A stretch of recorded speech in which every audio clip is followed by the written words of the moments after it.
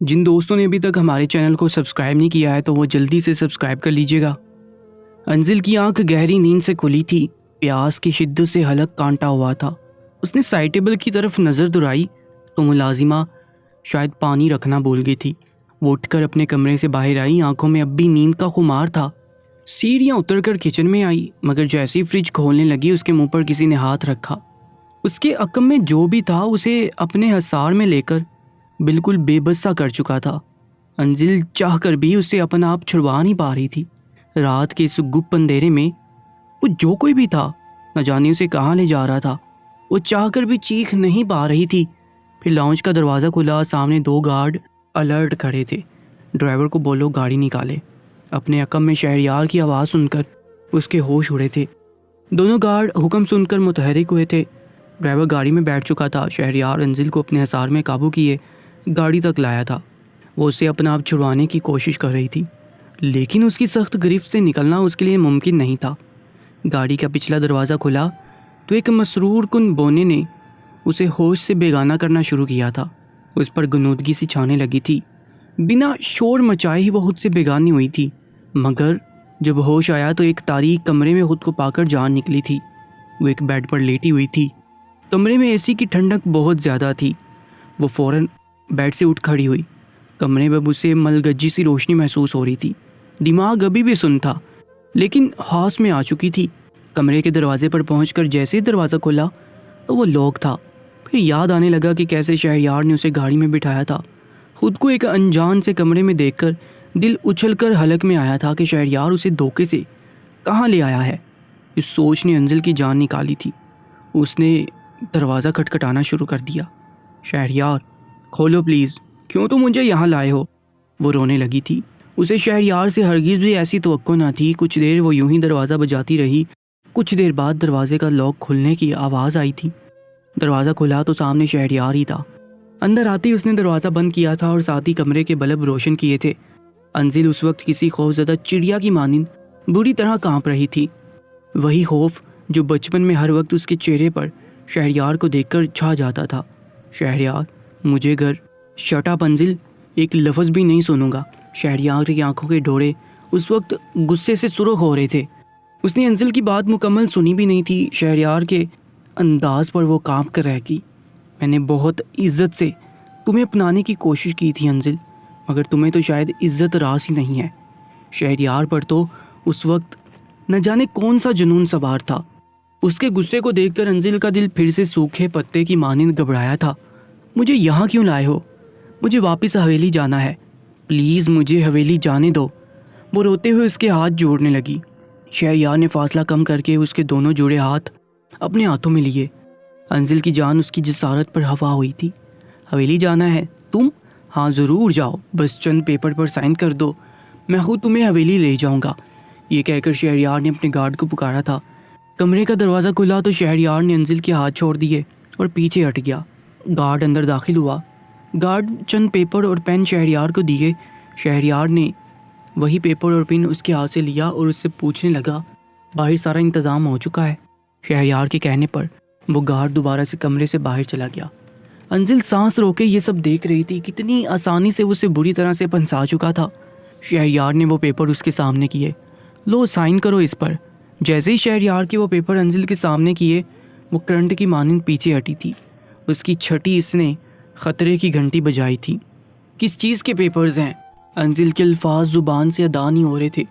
تمہارا میرا نکاح نامہ ہے۔ اس بات کا خوف انزل کو تھا۔ وہی الفاظ شہریار کی زبان پر تھے۔ انزل نے نفی میں سر ہی لایا تھا۔ نہیں، میں سائن نہیں کروں گی، ہرگز نہیں۔ انزل کئی قدم پیچھے ہٹی تھی۔ سائن نہیں کرو گی تو حویلی بھی واپس نہیں جاؤ گی۔ انزل مجھے ہر قیمت پر تمہیں پانا ہے، اور میں آج رات بالکل بھی برباد کرنے کے موڈ میں نہیں ہوں۔ اب یہ تمہاری چوائس ہے کہ تم اس رشتے کی ابتدا جائز طریقے سے کرتی ہو یا پھر… شہریار اس کے قریب آ کر نہایت غضبناک لہجے سے کہہ رہا تھا، اور انزل کا یہ حال تھا کہ کاٹو تو لہو نہ نکلے۔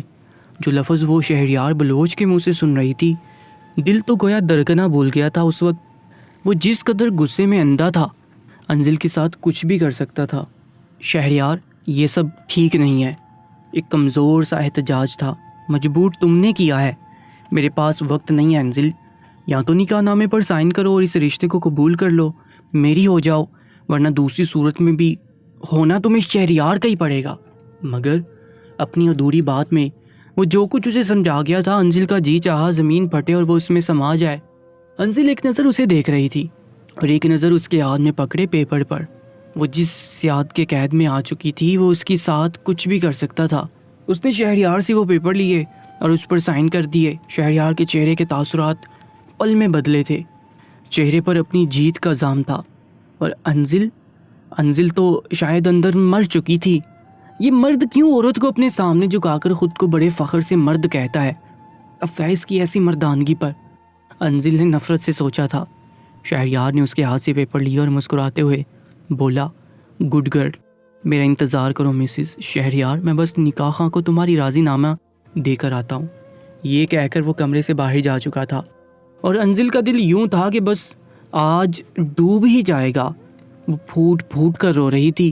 اتنے جتن کیے تھے اس نے اس شخص سے بچنے کے لیے، مگر سب بیکار ہوئے تھے۔ آدھے گھنٹے بعد جب شہریار کمرے میں آیا تو انزل کی جان لبوں پر آئی تھی۔ وہ اس شخص کی سنگت کا سوچ کر خوف زدہ سی ہوئی تھی۔ شہریار اس کے پاس آیا تو وہ پیچھے ہٹنے لگی، لیکن وہ اس کا بازو پکڑ کر اسے اپنے قریب کر چکا تھا۔ آج جب تم حویلی جاؤ گی تو مکمل طور پر مسز شہریار بن چکی ہوگی۔ یہ کہہ کر بڑی بے دردی سے شہریار نے اسے بیڈ پر دھکیلا تھا۔ نہیں، تم میرے ساتھ ایسا نہیں کر سکتے، وہ چونک کر بولی تھی۔ ایک دم بیڈ پر اٹھ بیٹھی تھی، سانس بڑی تیزی سے چل رہی تھی، بری طرح سے بدحواس پسینے سے شرابور تھی۔ لیمپ کی روشنی میں سب سے پہلی نظر انزل کی بیڈ کی دوسری جانب اٹھی، جگہ خالی تھی۔ پھر کمرے کی طرف نظر درائی تو کمرہ بھی اسی کا تھا۔ یہ خواب تھا۔ انزل کو اپنی آواز کسی کھائی سے آتی ہوئی لگی۔ وہ شاید خواب دیکھ رہی تھی، لیکن اس خواب کا خوف اس پر یوں ظاہر تھا کہ جیسے سچ میں شہریار نے اس کے ساتھ یہ سب کیا ہے۔ شہریار شام ڈلے شہر پہنچ گیا تھا۔ آسمان پر گھنے بادل پوری طرح سے پھیلے ہوئے تھے اور بارش بس ہو جانے کو تھی۔ وہ تیز رفتاری سے اپنے گھر تک پہنچا، مگر پھر بھی گھر کے دروازے پر پہنچنے تک تیز بارش شروع ہو چکی تھی۔ وہ بارش سے بچتا تیزی سے گھر میں داخل ہوا۔ سلام چھوٹے سائیں، فرید نے اس کو سلام کیا۔ وعلیکم السلام فرید، چائے کا کپ اور سینڈوچ بنا دو، میں کھانا نہیں کھاؤں گا۔ وہ سلام کا جواب دے کر فرید کو حکم دیا اور خود چینج کرنے چلا گیا۔ فرید نے کچن میں جا کر تیزی سے اس کے حکم کے مطابق چائے کا سامان چولہے پر رکھا اور سینڈوچ تیار کرنے لگا۔ شہریار چینج کر کے ٹیرس پر پہنچا اور خاموش نظروں سے بارش کے تیزی سے زمین کو گیلا کرتے قطروں کو دیکھنے لگا۔ پھر کچھ سوچ کر جہانگیر صاحب کو کال ملائی۔ سلام بابا سائیں، میں پہنچ گیا ہوں، سوچا آپ کو بتا دوں۔ شہریار نے لہجے کو حت المکان پرسکون رکھا۔ جہانگیر صاحب اس کے اطمینان بڑے لہجے پر الجھ رہے تھے۔ ان کا بیٹا اتنی آسانی سے کوئی پسندیدہ چیز بھی نہیں جانے دیتا تھا۔ پھر یہاں تو زندہ سلامت انسان کی بات تھی جس کے ساتھ شادی کرنے پر شہریار کا فوری مان جانا ہی انہیں بتا کیا تھا کہ شہریار اسے بہت زیادہ پسند کرتا ہے۔ پھر اس کا اب یوں شادی کے آنے پر آسانی سے پیچھے ہٹ جانا انہیں ٹھٹکا رہا تھا۔ اچھا کیا بتا دیا، ورنہ پریشانی رہتی ہے۔ شہریار مجھے بتاؤ کہ کیا تم نے انزل سے شادی کرنے کا فیصلہ صرف میرے کہنے پر کیا تھا؟ تم اپنی منگ کو کسی اور کا ہونے دو گے؟ مجھے اس بات پر یقین نہیں آ رہا۔ جہانگیر صاحب ابھی تک اسی الجھن میں مبتلا تھے۔ شہریار لب کاٹتا خاموشی سے انہیں سنتا رہا۔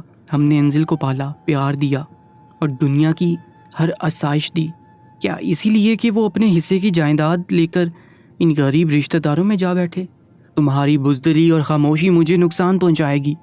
میں نے تمہارے مستقبل کا ہی سوچ کر یہ فیصلہ کیا تھا شہریار، تم ایسے ہار مان کر مجھے خالی ہاتھ تو مت کرو۔ جہانگیر صاحب کا لہجہ شکست خوردہ تھا۔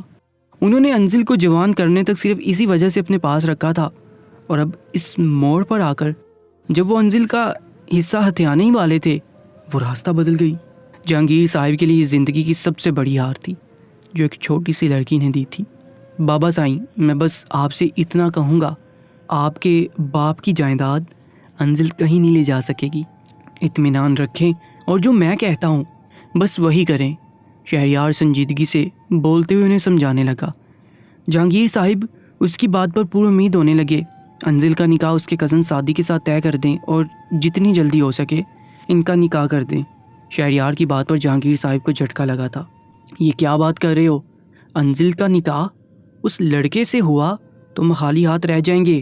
جہانگیر صاحب کا تو دماغ ہی سنسنا کر رہ گیا تھا۔ انہیں لگا شہریار پاگل ہو چکا ہے۔ آپ پلیز بس وہ کریں جو میں کہہ رہا ہوں، مجھ پر تو یقین رکھیں۔ بابا سائیں، میں آپ کو دھوکہ کبھی نہیں دوں گا۔ شہریار نے انہیں یقین دلایا۔ جہانگیر صاحب کو اس کی ضد پر ہار مارنا پڑی۔ ٹھیک ہے، جیسا تم کہو۔ اگر کچھ الٹا سیدھا ہوا تو تمہارا سب سے بڑا نقصان ہوگا، یہ یاد رکھنا۔ وہ مدھم لہجے میں کہتے کال کاٹ گئے اور موبائل دیوار پر دے مارا۔ انزل پر انہیں شدید غصہ آ رہا تھا، جبکہ شہریار کال کاٹتا پلٹ کر دروازے کی سمت دیکھنے لگا جہاں دستک ہو رہی تھی۔ آ جاؤ فرید، شہریار نے اجازت دی تو فرید ٹرے لے کر کمرے میں داخل ہوا۔ اس کی چائے اور سینڈوچ میز پر رکھتا وہ واپس چلا گیا۔ شہریار صوفے پر بیٹھ کر چائے کا کپ اٹھا گیا۔ میں جانتا ہوں آپ پریشان ہوں گے اور مجھ سے مایوس ہو چکے ہوں گے بابا سائیں، مگر میں کیا کرنے والا ہوں میں آپ کو ابھی بتا نہیں سکتا۔ آپ کو دولت کا لالچ ہے اور مجھے محبت کی طلب ہے۔ آپ کو کیا خبر محبت کی طلب میں کتنی طاقت ہے؟ یہ محبت تو ناممکن کو بھی ممکن کر دینے کی طاقت رکھتی ہے۔ انزل میری محبت ہے اور میں انزل کو خود سے دور نہیں جانے دوں گا، کبھی نہیں۔ شہریار سینڈوچ کھاتے ہوئے سوچتا جا رہا تھا۔ جو کچھ وہ کرنے کا سوچ چکا تھا، اس کے بعد تو اب اس کے دل و دماغ میں سکون ہی سکون بھر چکا تھا۔ وہ اپنی منزل کے بس قریب ہی تھا۔ وہاں حویلی میں جہانگیر صاحب کے انزل کے حق میں بولنے کے بعد جلد از جلد نکاح ہو جانا تھا، اور شہریار یہاں شہر میں سکون سے بیٹھا تھا۔ وہ کیا کرنے کا سوچ رہا تھا، یہ بات وہ وقت سے پہلے کسی پر ظاہر نہیں کرنے والا تھا۔ کچن میں سادی سی ہوئی باتوں کے بعد انزل رات دیر تک جاگتی رہی تھی۔ بسمہ اور افرا ڈھیر ساری باتوں کے بعد تھک کر سو چکی تھیں۔ اسے چائے کی طلب ہونے لگی۔ وہ اپنا گھر سمجھتے ہوئے بستر سے اتری اور دبے پاؤں کمرے سے باہر نکل کر کچن کی جانب بڑھ گئی۔ کچن میں لائٹ آن کر کے اس نے فریج سے دودھ نکالا اور چائے بنانے لگی۔ اپنے پیچھے قدموں کی چاپ سنی تو چونک کر پلٹی۔ سادی کچن کے دروازے پر حیران سا کھڑا ہوا تھا۔ کچھ چاہیے کیا؟ اسے دیکھ کر انزل کی آنکھیں چمک اٹھی تھیں۔ وہ کب سے اس سے بات کرنے کا موقع تلاش کر رہی تھی، اب یہی مناسب موقع تھا۔ کچھ نہیں، میں بس چائے بنانے آیا تھا، وہ سنجیدگی سے بولتا کچن کے دروازے پر ہی رک گیا۔ میں بنا رہی ہوں، تمہاری بھی بنا لیتی ہوں، انزل نے خوش دلی سے آفر دی تو سادی نے سر ہلا دیا۔ آج بھی دن کے وقت وہ سرد مہری سے بات کر کے بعد میں کافی دیر اپنے رویے پر پچھتا رہا تھا۔ تم اتنی رات کے کیوں جاگ رہے ہو؟ انزل نے چائے کا سامان بڑھاتے ہوئے اس سے سوال کیا۔ کام کر رہا تھا، آن لائن ورک کرنے کے لیے رات کا وقت مناسب ہوتا ہے، وہ آہستگی سے بتانے لگا۔ اور تم کیوں جاگ رہی ہو؟ آج نیند نہیں آ رہی یا روزانہ ایسے جاگتی ہو؟ سادی نے اسے بغور دیکھا۔ میں بس آج ہی جاگ رہی ہوں، دراصل سچ بتاؤں تو مجھے یہ بات محسوس ہوئی ہے جیسے تمہیں میرا یہاں آنا برا لگا ہے۔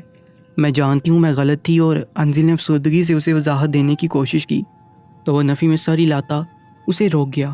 ایسا بالکل نہیں ہے انزل، ہاں مجھے تمہارا رابطہ نہ رکھنا محسوس ہوا، مگر تمہارا ہمارے گھر آنا مجھے بالکل برا نہیں لگا۔ یہ تمہارا اپنا گھر ہے، تم جب چاہو آ سکتی ہو۔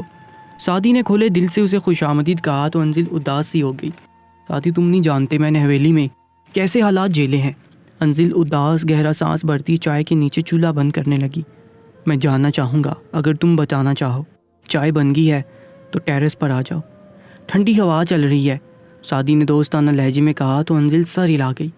سادی باہر چلا گیا، وہ بھی چائے ڈال کر اس کے پیچھے گئی۔ ٹیرس پر چاند کی روشنی پھیلی ہوئی تھی۔ ان کے فلیٹ کی ٹیرس بہت زیادہ کھلی تو نہ تھی، بس اتنی سی جگہ تھی جس میں سامنے گملوں میں پھولوں کے پودے لگے ہوئے تھے اور ایک چھوٹی ٹیبل کے ساتھ 3 کرسیاں رکھی ہوئی تھیں، مگر یہاں ہوا بہت اچھی لگ رہی تھی۔ سامنے ایک چیئر پر سادی بیٹھا ہوا تھا، ڈیلی ڈالی شرٹ اور ٹراؤزر پہنے وہ اچھی خاصی شاندار شخصیت کا مالک لگ رہا تھا۔ انزل کو یاد تھا وہ بچپن میں نہایت ہی شوخ شرارتی اور قدرے سانولا سا لڑکا ہوا کرتا تھا، مگر اب اس کی رنگت شفاف گندمی سی ہو گئی تھی اور شخصیت بھی متاثر کن لگ رہی تھی۔ وہ شاید صرف ظاہری طور پر ہی نہیں بلکہ اب مزاجن بھی بدل گیا تھا، یا پھر انزل کو ایسا لگ رہا تھا۔ وہ اسے دیکھ کر مسکرایا تو انزل خیالوں سے نکل کر آگے بڑھی اور اس کے سامنے پڑی چیئر پر بیٹھ گئی۔ تمہیں بار بار خیالوں میں سفر کرنے کی عادت ہے کیا؟ میں دیکھ رہا ہوں جب سے آئی ہو ہر ایک کو دیکھتی جانے کن سوچوں میں گم ہو جاتی ہو۔ سادی نے چائے کا کپ اٹھاتے ہوئے اس سے سوال کیا۔ انزل نے بے ساختہ اسے دیکھا۔ مطلب میں جب سے آئی ہوں تم مجھے ہی دیکھ رہے ہو؟ انزل نے کچھ شریر لہجے میں کہا۔ ابھی اتنا برا وقت نہیں آیا، ہاں نظر رکھ رہا تھا کہ کہیں کچھ چرانے تو نہیں آئی ہو یہاں۔ وہ بھی اسی کے لہجے میں جواب دیتا اسے مسکرانے پر مجبور کر گیا۔ ہاں میں تمہارا لیپ ٹاپ چرانا چاہوں گی، سنا ہے بہت عزیز ہے وہ تمہیں۔ انزل نے چائے کا سپ بھر کر کہا، اسے دیکھنا بھی مت، وہ میری پہلی اور لاڈلی بیوی جیسا ہے، اسے تو میں کبھی خود سے دور نہیں رکھ سکتا۔ اس لیپ ٹاپ نے مجھے مشکل وقت میں سہارا دیا ہے اور اسی پر محبت کر کے میں آج کسی قابل ہوں۔ سادی تو یکدم جیسے مذاق میں بول گیا تھا، واقعی تم بدل گئے ہو، مطلب کچھ سنجیدہ اور اپنے مستقبل کو لے کر کافی سنجیدہ ہو۔ تمہاری یہ تبدیلی مجھے اچھی لگی۔ انزل نے مسکراتے لہجے میں اس کی تعریف کی۔ شکریہ، اور تم بھی کچھ کھوئی کھوئی سی لگ رہی ہو، کیا سب ٹھیک ہے تمہارے ساتھ؟ سادی نے بالآخر اپنے ذہن میں کل بلاتا سوال پوچھ ہی لیا۔ وقت کے اس سفر میں میری اپنی شخصیت کھو گئی ہے، سب ٹھیک ہی تو نہیں رہا۔ انزل کا لہجہ یاسیت بڑا ہو گیا تھا۔ چائے پیتے سادی کو اس کے جملے ٹھٹکا گئے تھے۔ وہ فکر مندی سے اسے دیکھنے لگا۔ کیا حویلی والوں نے تمہیں قبول نہیں کیا؟ حالانکہ جہاں تک مجھے یاد پڑتا ہے تمہارے تایا اپنی خوشی سے پھپھو اور تمہیں اپنے ساتھ لے گئے تھے۔ سادی نے تفکر بڑے لہجے میں اس سے سوال کیا۔ ہاں لے گئے تھے اور شاید انہوں نے قبول کر لیا ہو، مگر وہ کبھی میرے بابا جیسے نہیں بن پائے۔ انہوں نے امی سے نکاح کر لیا اور پھر امی بھی مجھے بھول گئی۔ دادی جان نے مجھے بہت پیار دیا اور میری پھوپھیاں بھی اچھی ہیں، کبھی کبھی آتی ہیں، اچھے سے ملتی ہیں۔ کزنز نے مجھے کبھی اپنی دوستی کے قابل نہیں سمجھا۔ ہاں بس ایک پھپھو زاد کزن انیکا ہے، جو ویسے تو کچھ خود تک محدود رہنے والی لڑکی ہے، ہاں کبھی ملے تو اچھے سے ملتی ہے۔ انزل نے سوچ سوچ کر باری باری سب کا بتا دیا۔ اچھی بات ہے، مگر پھپھو کا اپنی زندگی میں مگن ہو جانا کچھ سمجھ نہیں آیا۔ ان کا سب سے قریبی رشتہ تو تم ہو، پھر وہ کیوں تمہیں بلا گئیں؟ سادی کو اپنی پھپھو کی بات پر دل سے افسوس ہوا تھا۔ شاید حالات نے انہیں بھی بکھلا دیا تھا۔ اب تو وہ میرا خیال رکھنے لگی ہیں اور کال کر کے میرا حال حوال لیتی ہیں۔ انزل مدم سا مسکرائی۔ اور تمہارے تایا کا ایک بیٹا بھی تھا نا، کیا وہ اچھا ہے؟ سادی کے سوال پر انزل کے چہرے کا رنگ تیزی سے بدلنے لگا۔ شہریار کا ذکر آنے پر ہی وہ کچھ سنجیدہ سی ہو گئی۔ اس کی بات مت کرو سادی، وہ ایسا انسان ہے جو میرا بچپن کھا گیا، اس کی وجہ سے میری ذات کے اندر اندھیرے اندھیرے پھیل چکے ہیں۔ انزل کے متنفر جملوں پر سادی اپنی جگہ جم سا گیا تھا۔ وہ شروع میں دھوپ چھاؤں جیسا مزاج رکھنے والا، جب کچھ عرصہ گزرا تو میرے لیے درندہ بن گیا تھا۔ میری معصومیت نکل گیا۔ جب اس کا جی چاہتا وہ مجھے نہ کردہ غلطیوں کی سزا کے نام پر انزل کے لیے جملہ مکمل کرنا مشکل ہو گیا۔ وہ لب بینچے جیسے اپنے درد پر ضبط کر رہی تھی۔ سادی کے ہاتھ میں چائے کا کپ لرز گیا تھا۔ کیا حویلی والوں نے اسے ٹوکا نہیں؟ تم لاوارث تو نہیں تھی انزل، ایسا کچھ تھا تو پھپھو کو کیوں نہیں بتایا؟ سادی نے مدم لہجے میں سوال کیا۔ امی کا تو وہ بیٹا تھا، مگر پھر بھی میں نے امی کو بتایا تھا کہ ان کے بیٹے سے مجھے ڈر لگتا ہے۔ وہ راتوں کو مجھے کھینچ کر اسٹور روم میں لے جاتا ہے اور بلا وجہ بند کر دیتا ہے۔ وہ مجھے تنگ کرتا ہے، چھونے کی کوشش کرتا ہے، مگر جانتے ہو جواباً امی نے کیا کیا میرے ساتھ؟ انزل کے بولتے بولتے آواز بڑھا گئی تھی۔ سادی یکٹک اسے دیکھتا جا رہا تھا۔ اس کے الفاظ پر اس کی سماعتیں زخمی ہونے لگی تھیں۔ امی نے مجھے تھپڑ مارا، مجھ پر غصہ ہوئی کہ میں شہریار پر الزام لگا رہی ہوں۔ مجھے اس سے ڈر لگتا تھا۔ وہ جب جی چاہتا میرے کمرے میں چلا آتا تھا۔ میری طبیعت خراب ہونے پر وہ مجھے اکیلی کو حویلی سے لے کر شہر آ جاتا تھا۔ کسی کو پرواہ نہیں ہوتی تھی، پھر اس کی مرضی ہوتی تھی، وہ چاہے تو اسپتال لے جائے یا پھر راستے میں ہی کسی سنسان جگہ پر گاڑی روک دے۔ انزل سسکیاں بھرتی اپنی آنکھیں رگڑنے لگی۔ آنسو روکنے کی کوشش میں مزید بہتے جا رہے تھے۔ سادی اسے دیکھتا جا رہا تھا۔ ہلکی گلابی سی لباس میں وہ سفید دمکتی رنگت والی کوئی موم کی گڑیا لگ رہی تھی۔ پونی میں سے نکلتے سلکی بال چہرے کے گرد پھیلے ہوئے تھے۔ حالت ایسی تھی جیسے کسی میلے میں معصوم بچی ماں سے بچھڑ گئی ہو اور اب خوف سے روتی مدد کی طلبگار ہو۔ سادی نے بے ساختہ ہاتھ بڑھا کر اس کے ملائم ہاتھ کو نرمی سے تھام لیا۔ وہ بیگی آنکھوں میں آنس لیے سادی کو دیکھنے لگی۔ میں اس کی وجہ سے کبھی اطمینان میں نہیں جی پائی۔ میں نے سہما سہما بچپن گزارا اور ڈرتے ڈرتے ہی جوان ہوئی۔ میرا کوئی سہارا نہیں تھا۔ وہ چلا گیا تھا تو میں جیسے سنبھلنے لگی تھی، مگر وہ پھر سے لوٹ آیا ہے۔ وہ میرے ارد گرد ہر جگہ موجود ہوتا ہے۔